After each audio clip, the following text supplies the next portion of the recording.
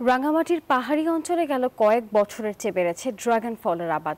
আর এ নিয়ে আরো জানাতে আমাদের সঙ্গে যুক্ত হবেন সহকর্মী ফাতেমা জান্নাত মুমু। মুমু, ঠিক কত হেক্টর জমিতে ড্রাগনের চাষ করছেন কৃষকরা এবং ফলন কেমন হয়েছে এবার?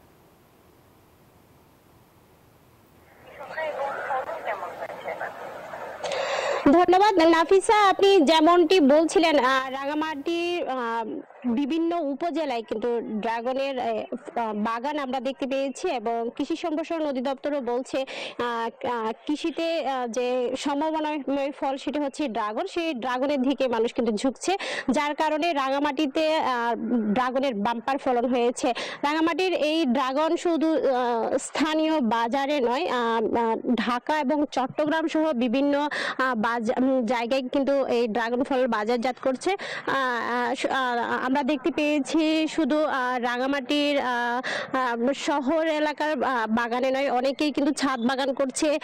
যতটুকু জায়গা আছে সেই জায়গায় কিন্তু তারা ড্রাগন ফলের চাষ করছে। ড্রাগন ফলের হচ্ছে সবচেয়ে বিশেষত হচ্ছে এই ড্রাগন ফলের যে ফুল আপনারা দেখতে পাচ্ছেন, এই ফুল থেকেই কিন্তু ফলে রূপান্তরিত হয়। এবং আমি যেই জায়গায় আছি এটি একটি ড্রাগন ফলের বাগান। এখানে অসংখ্য ড্রাগন ফল আমরা দেখতে পাচ্ছি এবং সেখানে তারা কিন্তু এই ড্রাগন ফল গাছগুলো কিন্তু তারা যত্ন করছে এবং এখান থেকেই তারা কিন্তু 12 মাস ফল উৎপাদন করে থাকে। রাঙামাটিতে দুই প্রজাতির ড্রাগন হয়, একটা হচ্ছে লাল আর একটা হচ্ছে সাদা ড্রাগন।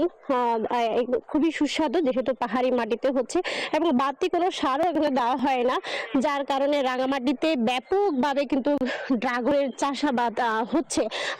এই ড্রাগন চাষ করে কিন্তু অর্থনৈতিকভাবে এখানকার যারা স্থানীয় কৃষক আছে তারা কিন্তু ব্যাপক লাভবান হচ্ছে বলে জানিয়েছে কৃষি সম্প্রসারণ অধিদপ্তর। তারা বলছে মাঠ পর্যায়ে যারা বাগান তৈরি করছেন তাদেরকে মাঠ পর্যায়ে কিন্তু সহায়তা দেওয়া হচ্ছে কৃষি বিভাগের পক্ষ থেকে। তো রাঙামাটি থেকে এই ছিল আমার কাছে সর্বশেষ তথ্য। ফিরে যাচ্ছি স্টুডিওতে নাফিসা। মুমু, ধন্যবাদ আপনাকে।